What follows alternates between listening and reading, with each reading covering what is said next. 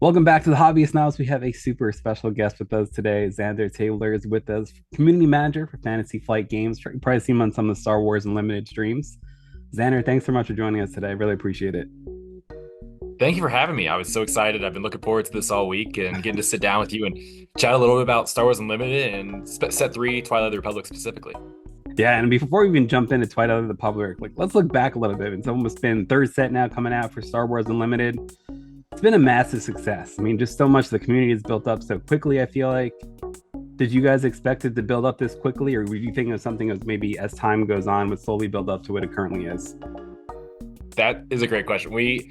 I would say the success of Star Wars Unlimited so far has really blown every expectation we had out of the water. We had goals and benchmarks that we wanted to hit in that first year, and selling out basically set one very soon after launch was something that we didn't even think was possible because we printed more of set one Spark of Rebellion than we printed pretty much anything else in the history of FFG. And so it was, we went in thinking, okay, we're really gonna make a lot of product. We know people are really excited about this game. Great, let's get this out into the market. And then everyone showed up, pre-release weekend, release weekend, and after, and we're super excited to just get their hands on the game finally and get to play. And word of mouth did so much between our longtime fans as well as people looking to pick up a new Star Wars card game.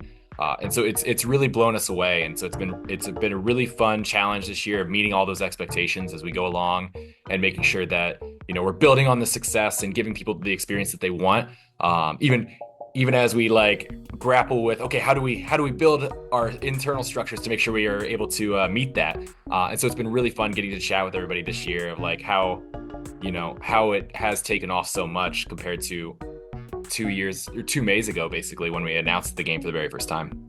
That's awesome. And I mean, even just locally, like for me, going to leagues and stuff, it's been consistent. Like I've seen some other TCGs that have come out where it's dropped off after a little bit. But I mean, every week for Star Wars Unlimited, it's pretty lit. I mean, as far as the constant weekly gameplay, which is so cool to see.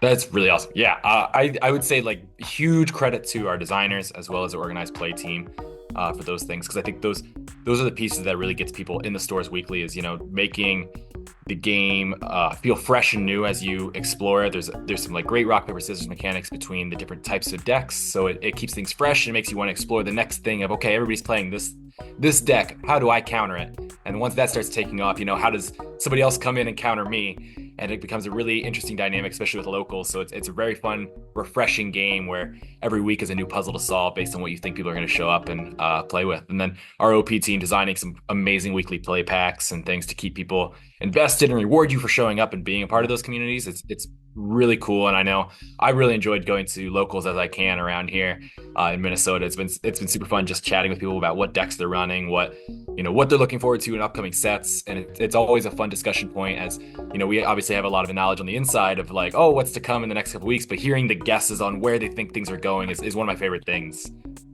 Yeah, and they're so it's just great. There's just so much to play off with Star Wars, so many different aspects between the movies, the TV shows, the books, the video games.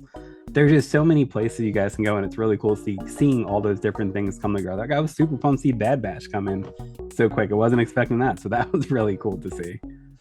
Yeah, I was so excited that Bad Batch was in set two. It's a fun thing to, surprise and delight a little bit on some of those things of oh yeah, you have this idea of what this set might mean or feel like, and then there's characters that you may not think would show up in the first year of the game. Yeah. And we want to make sure that, if you're a Star Wars fan, there's something to love, or no matter what your version of Star Wars is. If that's, the original trilogy, prequels, Clone Wars, the books, the novels, comics, everything like that, we want to make sure that there's, some very fun things for you to look for, and get to see, your love of Star Wars played out on the table. Yeah, I mean, absolutely. And I think you guys done a really cool job of not just doing the older fans from the original trilogy, but now bringing in those newer fans too from the more recent trilogies, which has been really cool to see. So excited to see that. And talking about new stuff, Twilight of the Republic is coming out about 6 weeks from now at this point. Oh wow, yeah, it is almost exactly 6 weeks from now. Yeah, That's awesome. I'm so excited for set three. I'm pumped. Tell us a little bit about the new set that's coming out. What can we expect from it? Yeah, so Twilight of the Republic is a set focused primarily on the prequel trilogy, but more specifically episodes 2 and 3 and the Clone Wars era TV show. It's a lot of, the grand galactic battles between the Republic and the Separatist factions. You know, the Jedi leading one side, you have Count Dooku and General Grievous on the other, as well as some of the politicking inside of it. I think that's not something we've shown off a lot yet in this card pool, but I think there's some really cool things that people will enjoy on that side of things, because there's more than just, you know, these battles happening all around and Jedi generals leading the forces. There's also some interesting intrigue happening on the sides of this massive war. And so it's, as someone who grew up on with the prequel trilogy, this is like the set that I was most excited to talk about this year. It's got some really fun mechanics, and I think people well, if you are a fan of the prequels and the Clone Wars specifically, I think there's a lot to love in this set, as well as some things that, you know, add on to the mechanics and playstyles that you might have been developing in sets 1 and 2 and kind of take them in a new direction. That's awesome. Yeah, really excited for it. I mean, talking about like those the new mechanics and stuff. What new aspects of gameplay can we expect to see with this new set? Yeah, we've got 2 brand new mechanics / keywords in this main set, and they really have to do with another new piece in the set, which is token units. So for the first time, we have units that you don't find in your deck. You are able to play a card that would let you create this token. So we've got battle droids, obviously, on the villainous side most of the time, some neutrals and things, and then clones on the opposite side. And so that is the big things. Battle droids are a 1/1 vanilla unit. There's nothing wild about them. And clones, obviously, a little sturdier as a 2/2 stat line, and are played on that side with the Republic. And so with those 2 new mechanics that come alongside these token units, you have on the heroism side of things is the coordinate keyword. And so coordinate allows you to activate an additional ability based on having 3 or more units on board. And so you're really trying to amass this massive army. You're trying to go wide. You're trying to make sure that you have a lot of different people in play simultaneously. And if they all have coordinate, great. Once you hit 3, all of them have this extra ability granted to them that just plays really well with each other. Some really interesting cards that play along that side. And I play a lot of villainy decks. I have some heroism decks that I've been running lately, but I've always been a villainous player for a lot of the Star Wars games.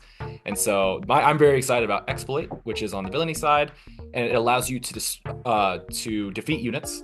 And for every unit you defeat up to the number after Exploit, so if it's Exploit 2, you could defeat 2 units.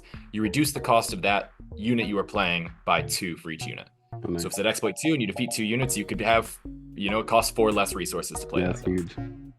It's really fun, and it's kind of the opposite side of the coin, where the, you know, heroism really wants to play a bunch of units, keep them out on the field, keep them working together, and, you know, fighting the same fight. And the villainy side's like, okay, great, we have a bunch of units, they're well below the average of the other side of the board, but I can destroy them to potentially play bigger things sooner and kind of cheat those things out. And it's, you know, making the most of your units, whether that's letting them attack or, you know, scrapping them, defeating them, and playing a bigger tank or a bigger, heavier unit. And it's really fun dynamic of building up your board and then crashing it back down to nothing except for a couple units. That's awesome. That's my favorite thing about Star Wars Unlimited. Really, is just it's constantly coming up with new things. I just feel like there's so many different changes as we go from set to set. I know we're only going into the 3rd set now, but new mechanics are coming each time. What's been your favorite so far of all the mechanics that have come out? Oh man, if you would have asked me even a year ago, playtesting internally and things like that, I would have said Exploit for sure. Villainy, it's very fun to have units and then destroy them. Big fan of that.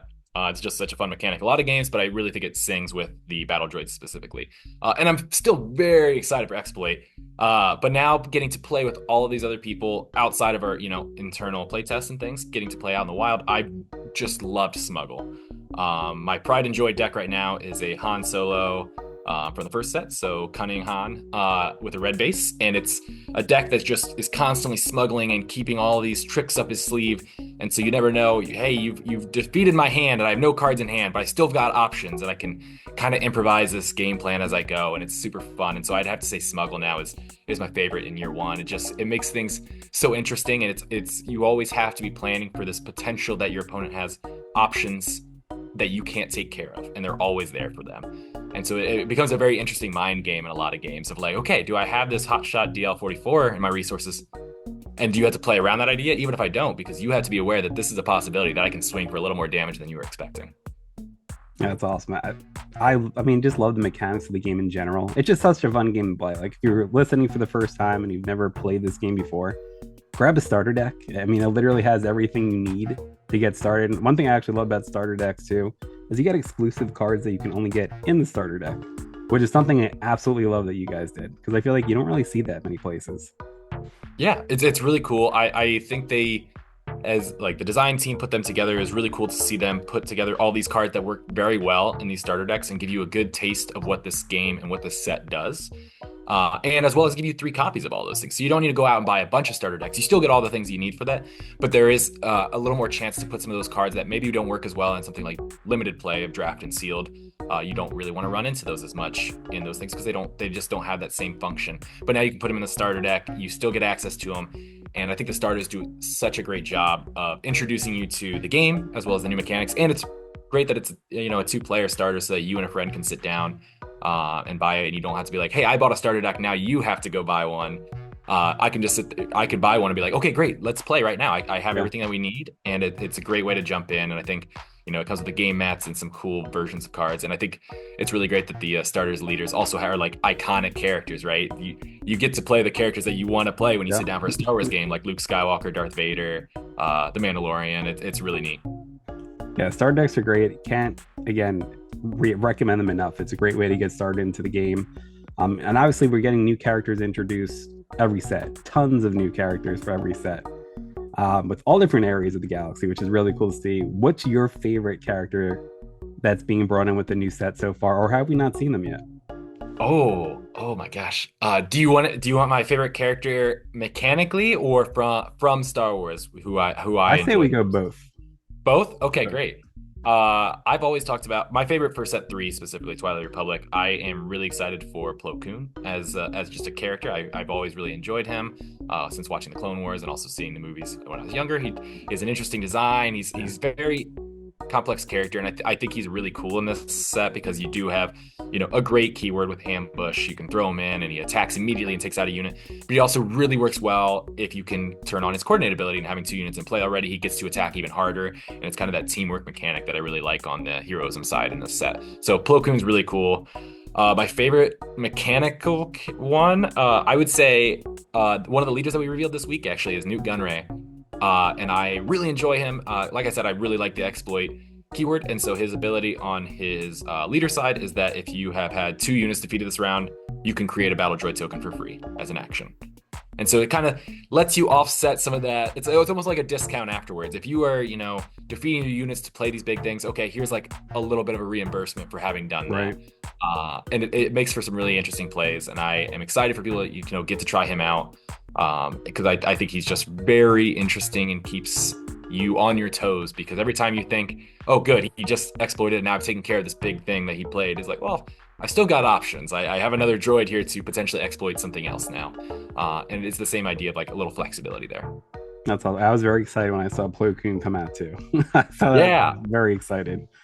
he's really cool. I think people are going to love playing with Yeah, him. I think so too. It's such cool, and we didn't even talk about like the art on the series too. I feel like just continually gets better and better as the sets have gone on. Also, I gotta say, I love the artwork on the set, and that's something we talk a lot about on the channel with different artworks, different games and stuff. But super excited to see how things have been coming along with you guys for the art. Yeah, it's been a really cool seeing people's reaction to some of the art pieces, and it's great seeing, you know, a whole new set of characters. We had obviously some prequels era characters showing up in set 1, like Mace Windu and Count Dooku, but getting to see some of those characters that people really love, seeing them in a new way and in a new environment potentially in those art pieces is really cool. I think we've got some really neat art pieces that are still to come. Even potentially the one today that I sent you. I was really excited, picked it out special just because I knew we'd want to chat about art. But I think our team of art directors does such an amazing job working with the artists that we work with to, you know, bring this game to life and have its own feel, and also still feel cohesive across a couple different styles of art. Yeah, I'm gonna say too, one of my favorite things about Star Wars Unlimited, especially on the collector's side, is those hyperspace cards. Like that is such an extra cool thing to come to this TCG. Like I have to have all of them just because, like, to me, the hyperspace portion of the cards is amazing. And then you got the hyperspace foils on top of that. It is incredible. Like the hyperspace cards are such a nice touch, especially on the collector side of things. Oh, for sure. Yeah, I was someone who went into it as I started opening packs and was like, oh, like hyperspace are cool and I'll take them if I can find them. I'm not super worried about it. And I've slowly pivoted away from that and gone to the fact of like, oh no, I want these cards specifically. I come up with my wish list of 10 cards. I was like, I want full hyperspace play sets of these. I will Yeah. trade whatever other cards I need to get my for the set, probably Plo Koon. Like if I need Plo Koon to be in hyperspace. And I think there's some really cool art pieces that like just really pop when you remove that frame on that black border that a lot of card games do, and you get to see some of that color splash just a little bit wider Yeah. across it. And it's really cool that you can find every single card in hyperspace version. I think that's like you said, some for collectors, it's not just some of these cards we picked out and you get a different version of them, which is true of like some of the organized play cards and different things like that. But every single card that are in the set, you can find those extended art with the hyperspace, and it feels good to be able to find those characters that you like. And we might have completely different opinions on which ones we like, but we can still find our cards with this alternate treatment, and it's something to chase for those that are collecting. Yep. Yeah, it's fantastic. I mean, to me, I want a whole binder of just the hyperspace cards, the whole set. It just looks so good. It's crazy. Oh yeah. I regret so many of my trades from set one where I got hyperspaces traded to other people, or hyperspace spoils as well. And I was like, oh yeah, it's fine. You can have that. And I'll take the basic version, maybe another card or two. And I was like, oh no, I made a horrible mistake. Some of these cards are gorgeous and I need them back. And so now I'm, reeling them back in and going with a different mindset here towards the end of year one. And I'm like, okay, no, I need to be ready for some of these cards and go searching as we open packs. It's so cool. I just love that it's every single card. Like there are some other places you might see which is like only a little set of them, but no, every single card in every set you will see a hyperspace version of, which is just amazing. Yeah, if you can open it in a pack. Yeah, if you can open it in a pack, you can be hyperspace. And then the organized play also has the hyperspace version of some of those starter cards that you mentioned before, where it's like you can still find those cool versions even if they're not in the normal pack. You just have to show up to a store and get to know your community. No, absolutely. And talking about like things that you guys do differently from what I see from a lot of other GameGenic has come out with some amazing accessories that we just continue to expand set and set also. Any different type of accessories we might see with the upcoming set, or what type of accessories are we looking at? For set 3, a lot of or similar accessories that you've seen already. We've got a lot of evergreen products that we worked with GameGenic on, like the deck pods this innovative like deck case, which is just incredible. I don't go anywhere without mine, and I have them right here in the studio, a bunch of them. They're really cool. A lot of those evergreen products are still around and will continue to be around into the future. But for set 3 specifically, we've got a lot of the things that you've seen for sets 1 and 2, but with a new spin on it, such as game mats with new art, sleeves with new colors for the card back versions, as well as 4 new characters, including the 2 starter leaders, Ahsoka and General Grievous, as well as Maul and Obi-Wan, and then soft crates as well with new art on them too. And so I think there's some really cool stuff for if you are a fan of the prequels. There's a lot of really cool things to get your hands on with some of those prequel characters on them. And this is something that I know GameGenic has talked about, where a lot of these products they'll exist around this set, but they won't exist forever. So it's kind of a fun collection thing as you go, and we keep building on these in the future, and they keep innovating and coming up with new cool accessories for the game. I think it's really cool that some of these things will phase out eventually. Like we'll get maybe a different version of Obi-Wan 4 years down the road, things like that. And so it really, for me, it's something cool that it's always changing and evolving and matched to the set and the feel that we want for Star Wars Unlimited as a game on a basically 4-month rotation between each set, which is cool. Yeah, and accessories are so high quality. Like I just love the GameGenic stuff is so great. If you haven't had a chance to pick up like the deck pod that Xander was just talking about, you can see behind him there. They're so good. The magnetic clasp to it too is such a nice touch. So I love those deck pods. Yeah, so definitely to have that. Yeah, I loved it. Like the token holder in those and the soft crates. It's really cool that you have basically everything you need in one little compact box. And the game is all about some of these iconic characters in Star Wars. And so what better way to show them off than have them on the front of your deck box with these deck pods and be like, yeah, I am a Luke Skywalker player. Now you see this right here, and you get to like show it off that this is what you're running, and it's really cool. They continue to come up with really neat ideas to basically accentuate the game and the best parts about it. And so I'm really excited for people to see what's to come in the future with GameGenic. They're wonderful partners to work with, and I think people are going to be really excited. Yeah, absolutely. Every set has just it's better and better every time. If you are a mat collector and you're an art person, you're going to love these accessories for sure. I gotta say, there was nothing more intimidating than going to League and having someone put down their deck pot, and then you got a showcase right off the bat. you know that deck's going to be insane. Like Oh whoever's yeah, playing if against. they're showing that showcase, they put some effort into this deck. It's not just something thrown together the night before. Yeah, absolutely. And something I do see a lot of players ask about as things have really it's tough to get at times in local gaming stores and all.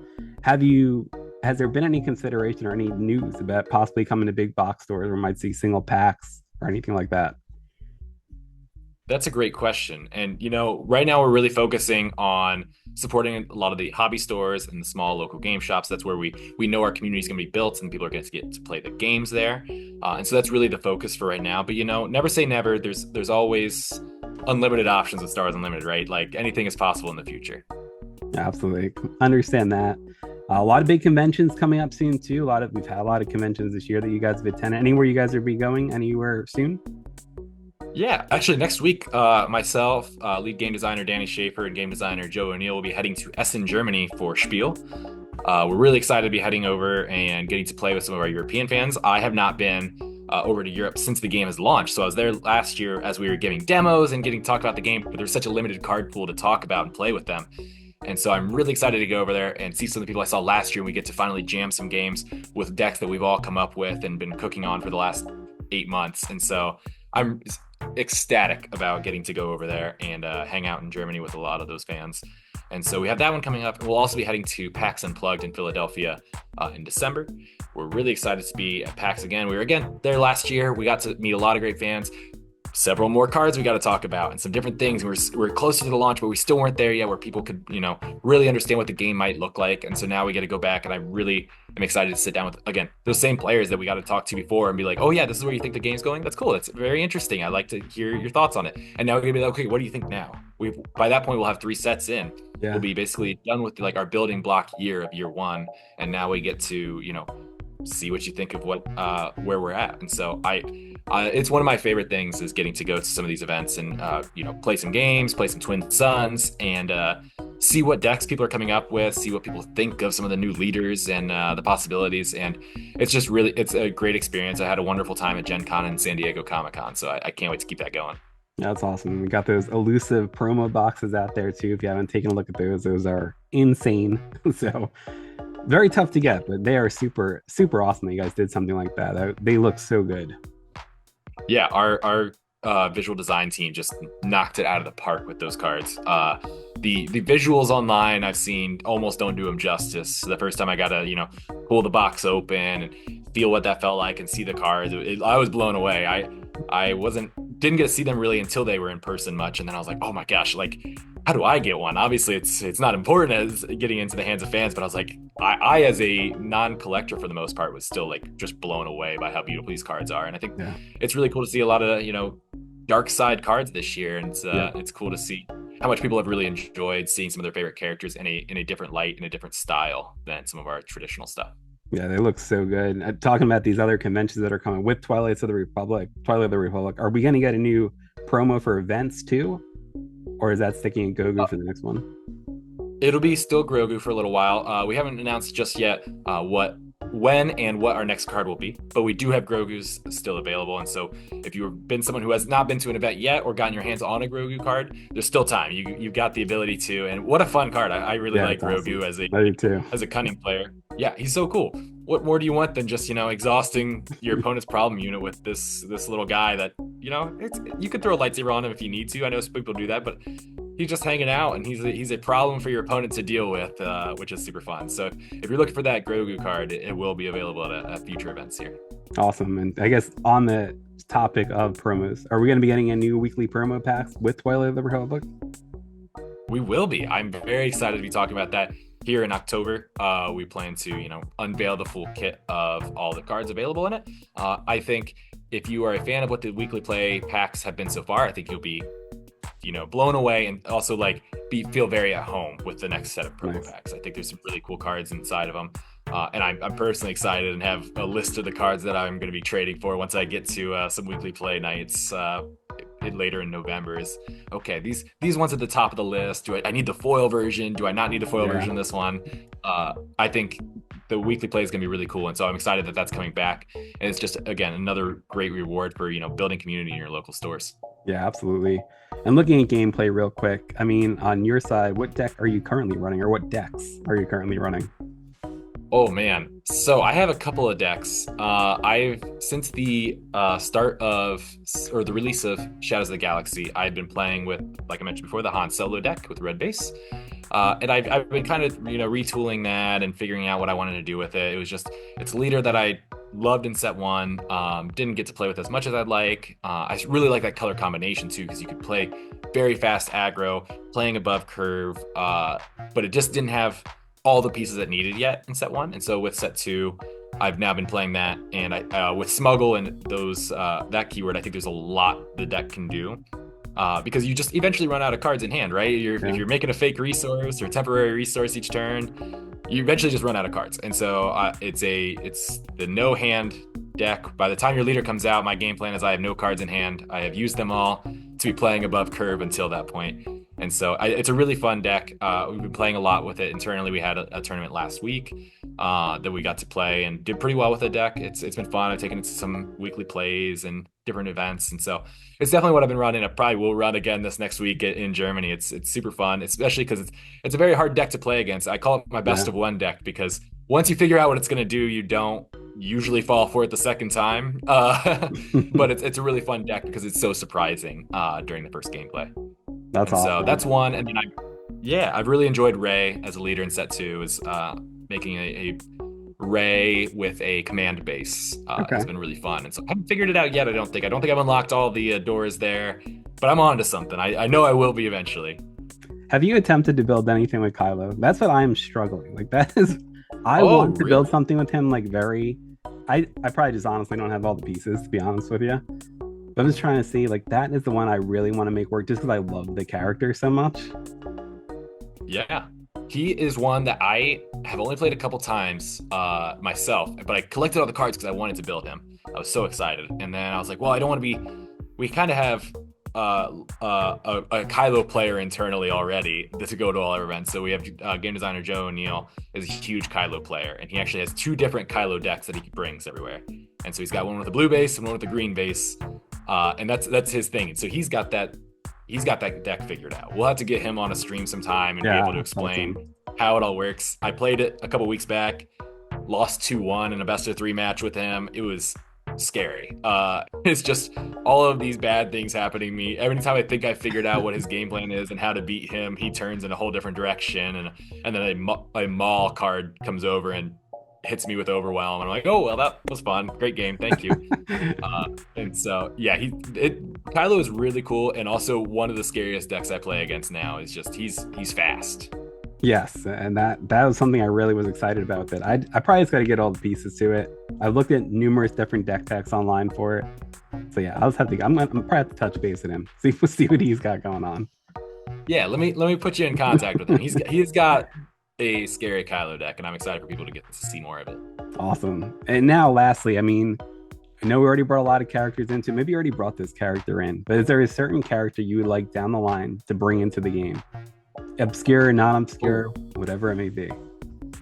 yeah, so my answer for a while was I was so excited about Plo Koon coming to the game, and so now he's already in the game. He's here. Everyone will get to play with him in November at the uncommon slot, so everyone will have him, which is great. That's exactly what I want as a fan of his. Is that the card's out there, everybody gets to enjoy playing with him.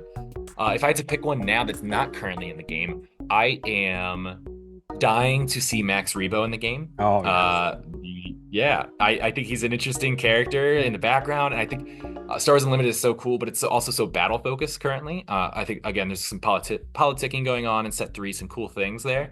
But it'd be so cool to see how this like non-combative character kind of fits into the whole thing of like, hey, he's a musician. How does that work in this battle oriented game? And so I think I would love for him to show up someday. That would be awesome. I could only imagine the hyperspace of that card. That would be super cool Oh to yeah, see. I'm gonna make a whole wall of them in my office. It'll be really great. That would be awesome. And talking about politicking, let's talk about the card we're bringing to the channel today. Political pressure, one cost event. You want to tell us a little bit about the card? Yeah. So political pressure is a one-cost cunning event. It is a plan. Its text reads: choose an opponent. They may discard a random card from their hand. If they don't, choose two battle droid tokens. When we talked about doing this interview, I was like, oh, we're going to bring a card for sure. We've got to figure out what card it is. And so it took me a little bit to figure it out. And I know that you're a huge fan of the art of the game. And so I was trying to figure out one that had, interesting gameplay that I really enjoy talking about and would be fun for us to chat about, but also just a beautiful art piece. We can start with the art, which has, two guys. Basically, it feels like almost a shakedown It type deal does. happening. Like they're pressuring him a little bit. And the Mon Calamari does not look impressed with it. But I also think this art piece, it's just like Ettore Prieto did such a great job. And I think like it's so cool to see, right in the front, these two characters obviously getting into some sort of heated debate here. But also you get to see in the background all the other people taking note of what's happening. Yeah. And it's really cool. There's a lot of detail in the background of that art piece, and I just thought it was really interesting. It's a cool one cost event. And then mechanically, it's so unique. I know some people are not as big of fans of ones that put the decision making in your opponent's hand, but I think this is such a great early play in games. It can be great later in the game as well, but it's such a perfect early play in a game because you are either potentially stripping them of the cards that they're playing either that turn or the next turn, and now they have less options, or they're letting you put some of these droid tokens on your in your field. And so if you're playing heroism, you've got two more people on board, and now all of a sudden coordinates turn on. If you're playing villainy, that's two more guys to use for exploit, which could be reduce the cost of something by 4. So you're turning this one resource into 4 resources potentially to play something, which is really cool. It's such a tough decision, similar to like an I Am Your Father, but I think this might be even tougher than that for myself. And I think hand destruction is one of the things that I find scariest in this game. It's so fun, but I've lost so many games to get decks that just completely tear my hand apart as the game goes on, and I have just no option by the end of it. And I think this is one of those cards that you could play turn 1, do that, or at worst, you've got a better board state because of it. Yeah, no, I love discard cards personally, whether it be for Star Wars Unlimited, other games. I am a discard player, so I actually really do love it. Oh, yeah. And honestly, like even just touching on Aitor Prieto, he's put out a lot of great pieces for Star Wars Unlimited. Oh, yeah. He such a talented artist. One of my favorites. Anytime I see a card with his art pop up, I'm like, okay, cool. Yeah, this is going in the deck. Like, then I have to read the card and understand if it actually works in the deck. But that's a secondary problem. That's a later problem. But yeah, it's such a good piece. And I didn't know you were a discard player. I might have to take my offer of us playing a game at PAX Unplugged back. I'm too scared to do that type of stuff. Yeah, I like this. I mean, I'm usually either aggro or discard, like complete opposite realms. I feel like, but those are the two I typically play the most. So yeah, we'll see. I'm really excited to play very it. Direct. Sure. Oh yeah. So you play very direct. You're either hitting base and doing the damage, or you're taking all the cards out. You're doing your thing, and gosh darn it, they better figure out how to stop you. Pretty much. Yeah, that's usually the two ways I'll go. That's I feel like I have to worry more about my game than anything. Fair. I also think the wording on this card is great because it's choose an opponent to do this thing. So in Twin Suns, this is a very fun card because you can really, maybe you want those 2 battle droids, and you can make a deal and say, hey, I'm going to play this event and choose you. Can you give me these 2 battle droid tokens? And you can start making trades too with it, or use it as a threat, like you would in Premiere as well. But I think you can create some really interesting play patterns in Twin Suns. Yeah, and I love that it's a 1 cost too. So you definitely can do a lot of damage with that for sure. That's awesome. Oh yeah, 1 cost and you get 2 droids, or take a card from somebody's hand. I'll take that deal every day. Yep, that's a great resource. That's awesome. Xander, thanks so much for bringing that to us today. Thanks for joining us today. Talk some Star Wars Unlimited. Really appreciate it.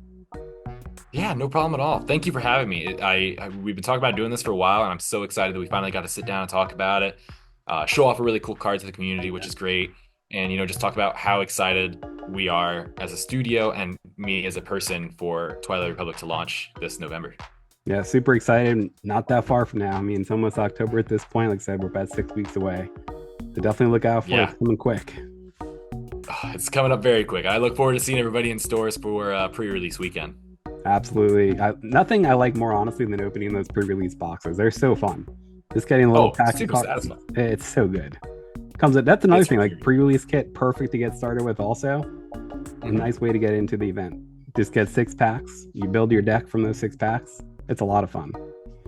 It's a lot of fun. It's a very even playing field to walk in and play some of your first games against people who might have been playing since March. So yeah, don't be afraid if you haven't picked up the game yet. Show up for a pre-release. You can read through the rules. It comes with all that information, and show up. Try your best to see what happens, and at worst, you walk out with some great packs of the cards and a couple promo cards. Absolutely. All right, Xander, man. Thanks so much for joining us. Hope to talk to you soon. Same here. Thanks so much for having me. Talk to you soon. All right. See you.